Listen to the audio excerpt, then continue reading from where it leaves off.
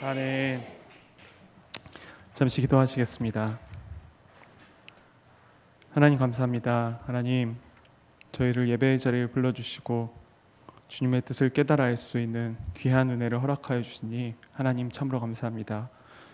하나님, 이 시간 계시하여 주시고 성령님 조명하여 주셔서 이 시간 주님께서 우리에게 허락하신 진리의 빛을 밝히 깨달을 수 있도록, 또한 주님의 종은 주님의 보혈 뒤에 숨겨주셔서 온전히 주님의 뜻만 바로 설 수 있는 귀한 시간이 될 수 있도록 주님, 이 시간 은혜를 허락하여 주옵소서.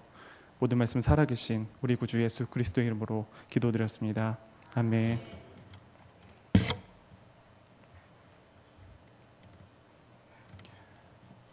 오늘 봉독한 출애굽기는 하나님께서 애굽 땅에서 종되었던 이스라엘 백성들을 어떻게 크신 능력으로 하나님께서 구원하셨는지에 대한 그런 내용입니다. 하나님께서 이스라엘 백성들을 애굽에서 인도하여 주셔서 어떻게 하나님의 자녀로 변화시켜 주시는지에 대한 내용이 바로 출애굽기의 내용이라고 할 수 있습니다. 오늘 본문은요, 하나님께서 애굽에서 종 노릇하던 이스라엘 백성들을 10가지 재앙으로 대표되는 크신 권능을 통해서 그들을 구하여 주시고, 그리고 불기둥으로 구름기둥으로 또한 만나와 메추라기로 이스라엘 백성을 돌봐주시고, 결국에 하나님께서 처음 모세를 통한 약속하신 신의 광야에 신의 산으로 이스라엘 백성들을 모아주신 바로 그 장면입니다. 이스라엘 백성들이 애굽에서 나와서 신의 산에, 하나님의 약속의 땅인 신의 산에 모였다는 것은요, 굉장히 큰 의미를 이스라엘 백성들에게 주고 있습니다. 그 이유는요, 그들이 애굽에서 무사히 나와서 신의 산에 모였다는 것 자체가 하나님께서 그들을 인도하여 내셨다는 증표이기 때문에 그렇습니다. 오늘 우리가 읽진 않겠지만요, 출애굽기 3장 12절에 이런 말씀이 있습니다. 하나님께서 모세를 부르시면서 모세를 이스라엘 백성에게 보내시며 내가 너와 함께 있어서 이스라엘 백성들을 구해 줄 텐데 내가 너와 함께 있다는 증표가 바로 이것이 될 것이다 라고 하시면서 이렇게 말씀하셨습니다. 내가 그 백성을 애굽에서 인도하여 낸 후에 너희가 이 산에서, 하나님의 산 호렙입니다, 하나님을 섬기리니 이것이 내가 너를 보낸 증거니라 라고 하나님께서는 자신을 여호와 하나님으로 모세에게 드러내시면서 이렇게 약속의 말씀을 주셨습니다. 하나님의 말씀처럼 이스라엘 백성들은 430년간의 종살이를 마치고 하나님께서 처음 모세에게 나타나셔서 하나님께서 이스라엘 백성을 구원하시겠다고 약속하신 호렙산 혹은 신의 산에 모여서 하나님의 말씀을 기다리고 있었습니다. 하나님께서요, 이스라엘 백성들을 신의 산에 부르신 것은 다른 것이 아니었습니다. 하나님께서 이스라엘 백성을 구원해내신 후에 그들과 함께 언약을 맺고 싶으셔서 하나님께서는 그들을 신의 산으로 불러주셨어요. 하나님께서 그들에게 은혜와 크신 능력으로 세상 그 누구도 보지 못했던 전무후무한 큰 능력을 그들에게 경험하게 하신 후에 내가 이러한 능력으로 너희를 구원했다, 그리고 내가 너희의 하나님이 되고 너희가 나의 백성이 될 것인데 내가 이러한 약속을 너희들과 함께 맺겠다 라고 하는 것을 모세를 통해서 지금 말씀하시고자 하는 장면이 바로 오늘 봉독한 이 장면입니다. 본문 이후에 출애굽기는 이렇게 진행이 됩니다. 하나님께서 크신 은혜로 이스라엘 백성과 언약을 맺으신 후에 그 다음에 하나님은 그들의 하나님이 되시고 또한 이스라엘 백성은 하나님의 백성이 되어 갑니다. 그래서 하나님께서 이스라엘 백성들에게 하나님의 백성으로서의 정체성, 하나님의 율법을 주신 후에 그들이 하나님의 말씀을 따르겠습니다 라고 하나님과 언약을 맺고, 그 이후에 하나님께서 이스라엘 백성과 함께 하신다는 가장 큰 증거인 성막을 만들고 봉헌하며 하나님의 영광 가운데 출애굽기는 막을 내리게 됩니다. 특별히 오늘 본문을 통해서 우리가 알 수 있는 것은요, 하나님께서 왜 이스라엘 백성을 크신 능력으로 구원하셨는지, 하나님께서 왜 그들을 하나님의 백성으로 삼으셨는지를 본문을 통해서 알 수 있습니다. 또한 신약 시대를 살아가는 우리들 역시 하나님께서 왜 구원하셨는지 오늘 말씀을 통해서 우리는 잘 알 수 있습니다. 하나님께서 이스라엘 백성을 택하시고 하나님의 백성으로 삼으신 이유는요, 본문 19절 4절에는 단순히 이렇게 나와 있습니다. 하나님께서 인도하셨다라고 나와 있지만, 그러나 다른 본문인 신명기에서는 하나님께서 그들을 구원하신 이유에 대해서 명확하게 나와 있습니다. 신명기 7장 6절부터 8절까지 말씀입니다.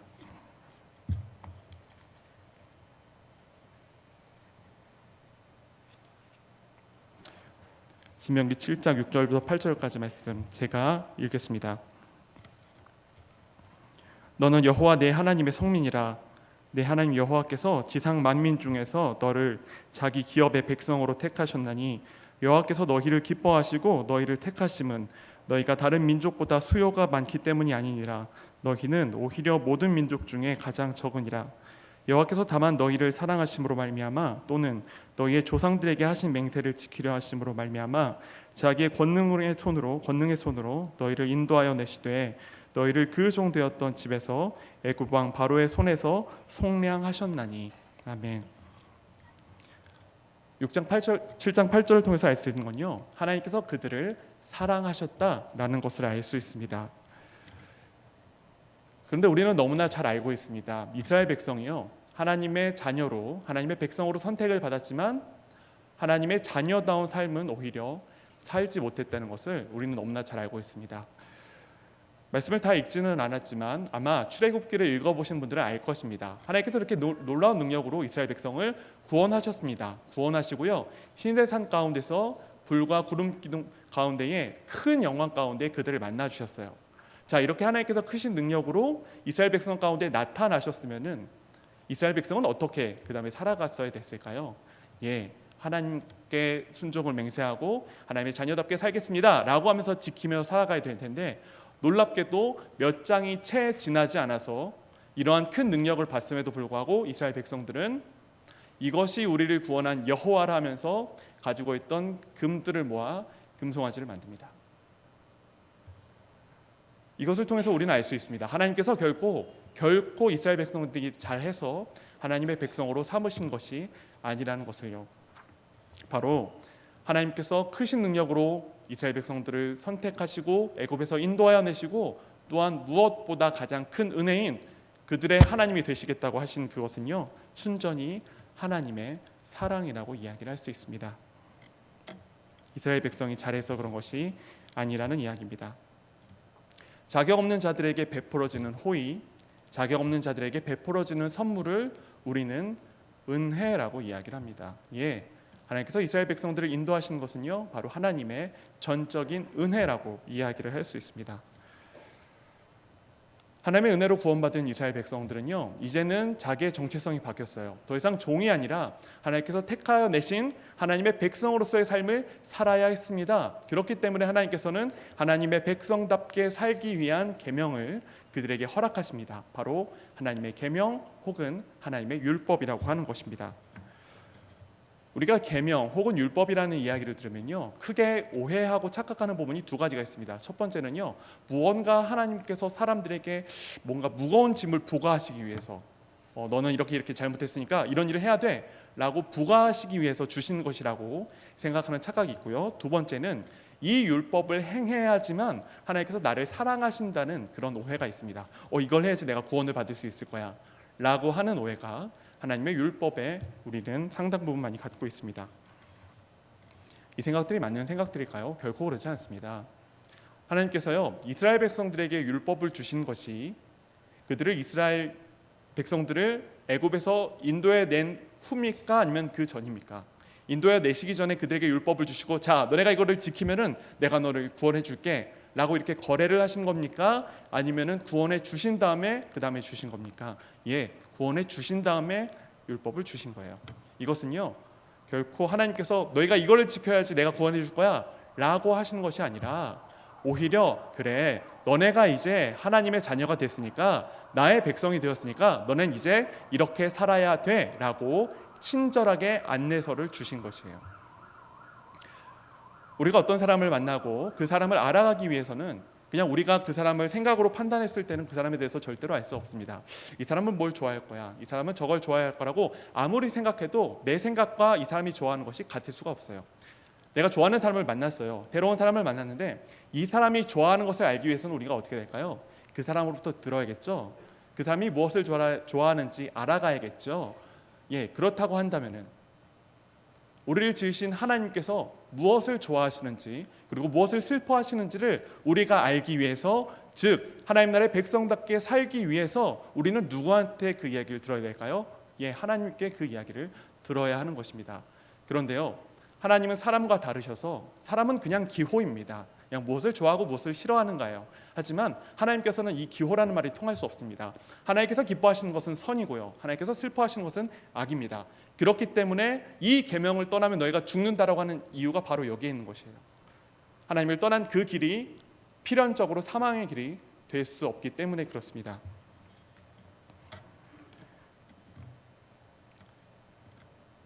그래서 우리는 율법과 율법주의를 조금 구분할 필요가 있습니다.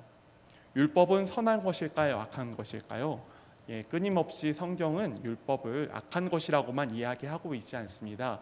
오히려 예수님께서는 마태복음에서 내가 이제 온 것은 율법을 완전하게 하러 왔다고까지 말씀하실 정도로 하나님께서 주신 율법은 악한 것이 아닙니다. 문제는 율법주의라는 것이에요. 율법주의는요, 아까 처음에 율법에 대해서 말씀드렸던 그런 잘못된 생각입니다. 이거를 지켜야지 하나님께서 기뻐하실 거야.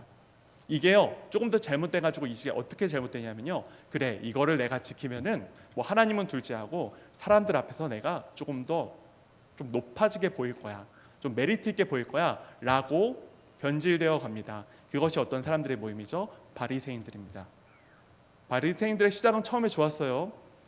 이스라엘 백성들이 외세 침략으로 멸망을 당했을 때에 이 위기를 극복하자는 움직임이 여러 가지로 나왔습니다. 첫 번째는 국방력을 기르자는 거예요. 우리가 이렇게 외세의 침략을 당해서 멸망당한 것은 우리의 힘이 없기 때문이다 라고 하면서 우리의 힘을 길러서 외세를 몰아내자라는 의견이 있었습니다. 그리고 또한 하나는요, 그러지 말고 이제 외세가 들어왔는데 우리가 어차피 힘이 없어서 진 거 그들과 친하게 지내자라고 하면서 이야기를 하는 집단이 있었고, 또 하나의 집단이 하나님께서 이렇게 외세를 통해서 우리를 어렵게 하신 것은 우리가 하나님을 떠났기 때문이다 라고 이야기를 하면서, 그렇기 때문에 우리가 하나님과 더욱더 가까워져야 된다라고 이야기하며 하나님의 계명을 지키기 시작했던 그룹이 있었습니다.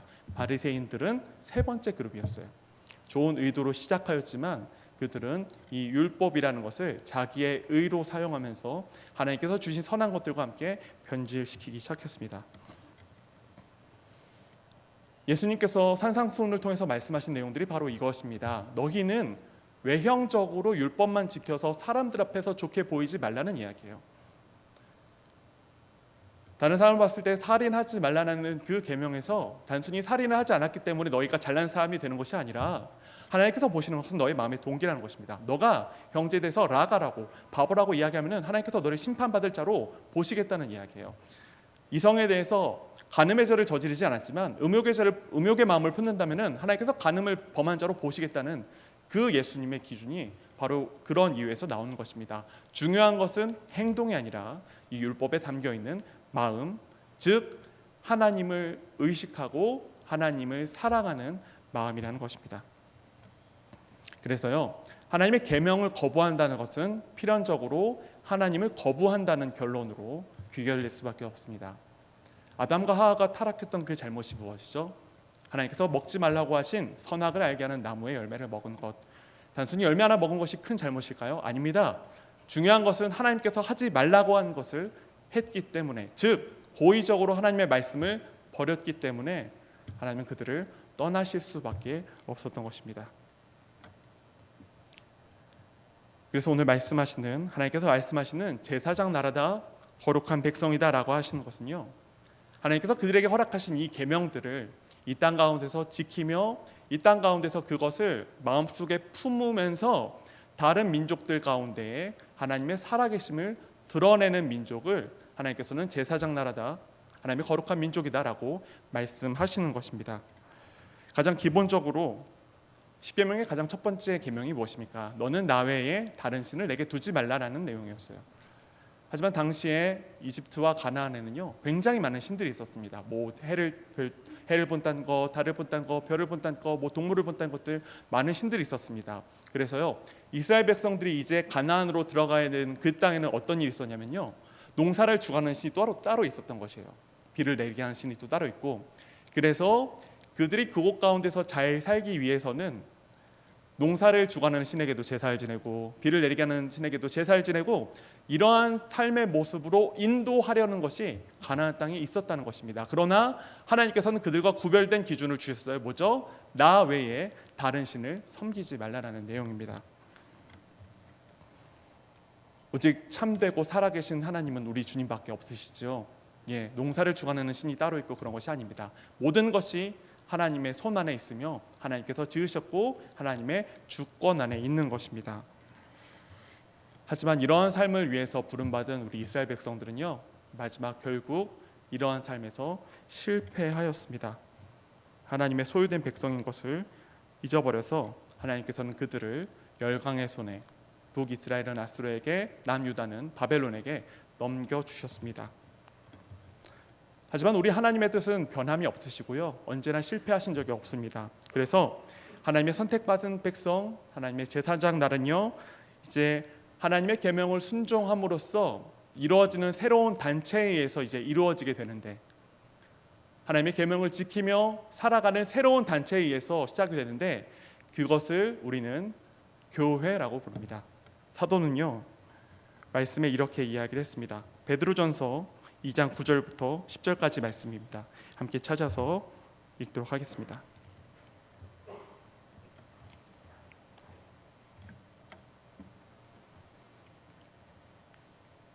베드로전서 2장 9절부터 10절까지 말씀입니다. 신약성경 베드로전서 2장 9절부터 10절까지 말씀. 다 찾으셨으면 한 목소리로 함께 읽겠습니다. 그러나 너희는 택하신 족속이요 왕같은 제사장들이요 거룩한 나라요 그의 소유가 된 백성이니 이는 너희를 어두운 데서 불러내어 그의 기이한 빛에 들어가게 하시니에 아름다운 덕을 선포하게 하려 하심이라.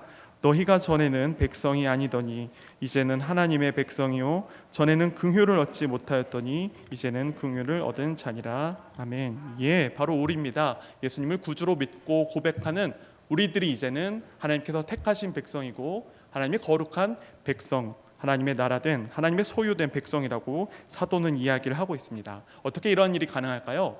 우리가 읽진 않았지만 베드로전서 2장 5절에는 바로 예수 그리스도로 인해서 우리가 하나님의 왕같은 제사장이고 하나님의 거룩한 백성이라고 이야기를 하고 있습니다. 바로 이것이 하나님께서 우리를 구원하신 구원의 목적입니다. 하나님의 제사장, 즉 세상 가운데서 하나님을 섬기며 하나님의 거룩한 나라, 세상과는 구별된, 하나님께 구별된 사람으로서 살아가는 것. 이스라엘 구원에 그랬던 것처럼요, 우리의 구원 역시 하나님의 전적인 은혜입니다. 결코 내가 잘해서 얻어진 것이 아니라는 이야기입니다. 예수님을 구주로 믿고 고백하는 그 고백 역시 혹자는 내가 하나님을 고백했다고 생각할지 모르겠지만 성경은 전혀 그렇지 않다고 이야기를 하고 있습니다. 바로 성령님의 은혜라고 이야기를 하고 있는 것이죠. 고린도전서 12장 3절에 이렇게 말씀하고 있습니다. 성령으로 아니하고는 누구든지 예수를 주시라 할 수 없느니라. 아멘. 우리가 예수님을 나의 주 나의 하나님으로 믿고 고백하는 이것 역시 성령님께서 우리에게 믿음을 주셨기 때문에 가능하다는 것입니다. 믿음의 시작이 이뤄진데, 구원의 시작이 이뤄진데 구원의 과정과 그 완성은 어떨까요? 모든 것이 다 하나님의 은혜입니다. 우리를 구원하신 하나님은 전능의 하나님이십니다. 결코 그 뜻이 변함도 없으시고요, 능력이 모자르지도 않으십니다. 그래서요, 우리를 구원하기로 결정하신 그 결정은 절대로 변함이 없습니다. 주님 오시는 그날까지 우리는 주님의 오른손에 붙잡혀서 우리의 믿음을 잃는 일이 결코 없을 겁니다. 이것을 우리의 믿음의 선배들은 성도의 견인이다라고 이야기를 했습니다. 우리의 구원은 이렇게 완전합니다. 하나님께서 우리에게 베푸신 구원은 이렇게 완벽합니다. 그렇다면 우리의 삶에 더 이상 남은 것은 무엇일까요? 바로 우리가 삶으로 제사장 나라 된 그 삶을 사는 것, 거룩한 나라로 부르심을 받은 그 부르심대로 사는 삶이 남아있다는 것입니다. 구원받은 우리는 특별히 알아야 할 듯합니다. 무엇이 하나님께 구원을 받은 자녀인지, 즉 하나님께서 기뻐하시는 것은 무엇인지, 어떠한 삶이 하나님의 제사장, 거룩한 백성으로서의 삶이며 세상 가운데서 하나님을 나타내는 삶인지 우리는 알아가야 합니다. 이것이 우리가 하나님과 가까이 해야 하는 이유이며 말씀을 가까이 하며 말씀을 통해서 하나님과 가까이 해야 되는 이유입니다. 우리가 주님의 자녀로 부르심을 받았기 때문에, 그 제사장 된 자로 부르심을 받았기 때문에, 거룩한 자로 부르심을 받았기 때문입니다. 하지만 우리는 때로는 이것을 인정하지 않을 때가 참 많이 있습니다. 구원을 받는 것은 참 감사한 일이죠. 하지만 우리는 왜인지 모르게 구원해 주신 하나님께는 참 감사를 드리지만 우리의 삶이 구원과는 좀 별개인 듯한 그런 삶을 살 때가 참으로 많이 있는 듯해요.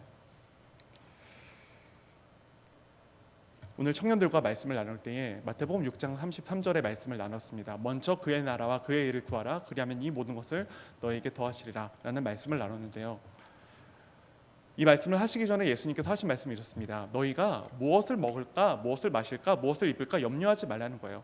근데요, 이것이 단순히 오늘 뭐 입지?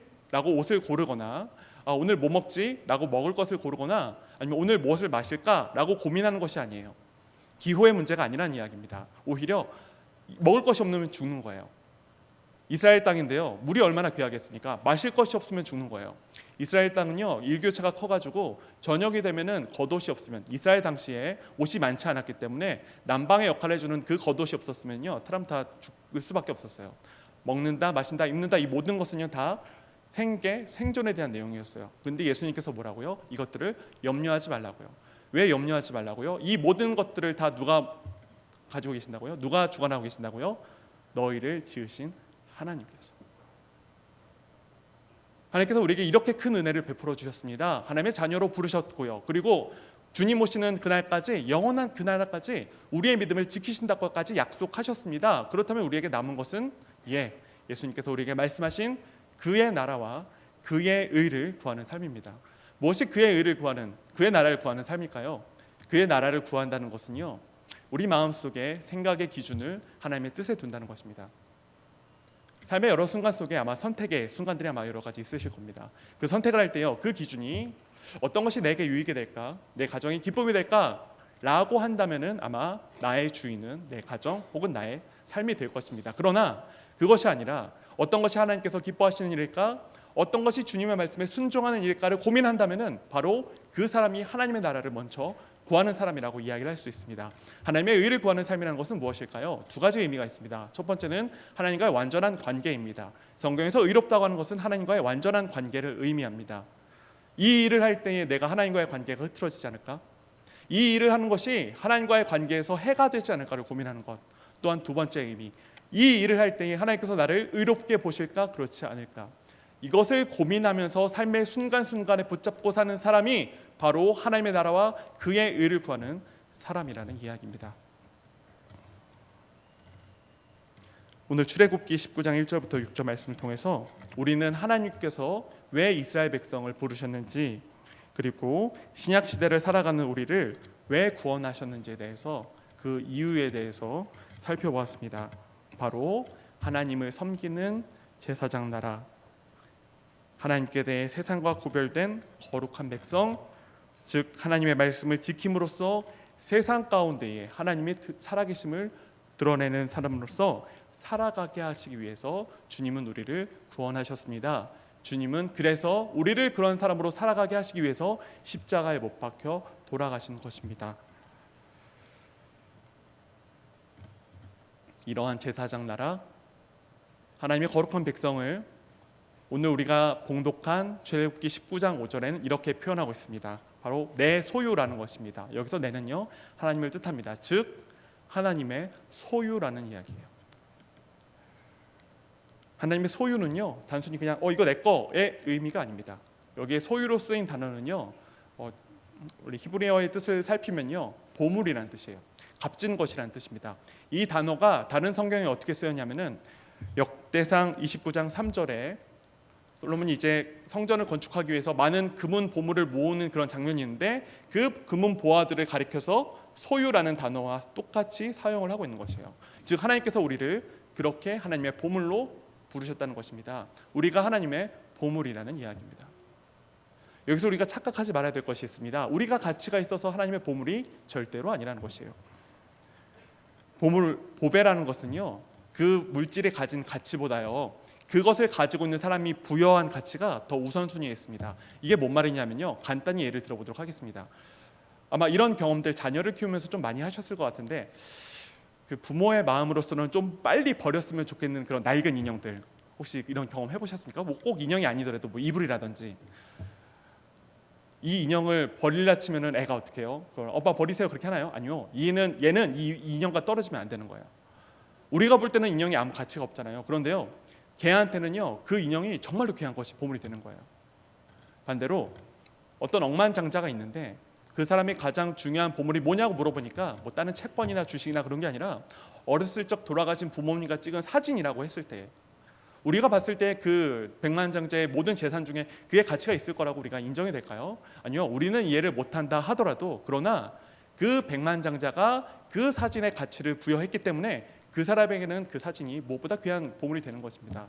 예, 하나님께서 우리를 그렇게 부르셨다는 거예요. 아무것도 아닌 우리를, 너희가 아무것도 아니지만 그러나 내가 너희를 이제는 보물로 삼겠다, 내가 너를 이제는 귀한 존재로 삼겠다고 우리 주님께서 정하셨다는 이야기예요. 오늘 하나님께서 우리를 그렇게 보물로 부르셨습니다. 우리에게 남은 것은 무엇일까요? 제사장 나라로서의 삶, 거룩한 백성으로서의 삶이라고 이야기할 수 있습니다.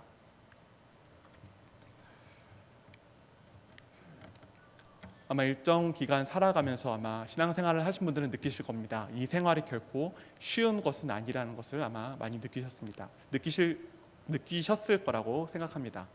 그런데요, 정말로 감사하고 귀한 것은 뭐냐면요, 우리가 이렇게 주님의 제사장 된 백성, 거룩한 백성으로 부름을 받은 것이 내게 달려있다는 것이 아니라는 것이 우리에게 큰 위로를 줍니다. 우리를 누가 붙잡고 계시다고요? 하나님께서. 부르신 이가 주님이시니 또한 누가 이루어 가신다고요? 하나님께서. 예, 비록 여전히 교회에 있는 우리의 모습들은 세상과 봤을 때 전혀 차이가 없는 것처럼 보인다 할지라도요, 주님께서 우리를 부르셨기 때문에 주님께서 완성하실 겁니다. 주님 오시는 그날까지 우리의 믿음을 성장하게 하실 겁니다. 어제보다 오늘이, 오늘보다 내일이, 그 다음 날이 더 조금은 나아지는 모습으로, 주님 닮은 모습으로 성장하게 하실 것입니다. 우리 주님께서는 이렇게 선하고 이렇게 아름다운 분이십니다.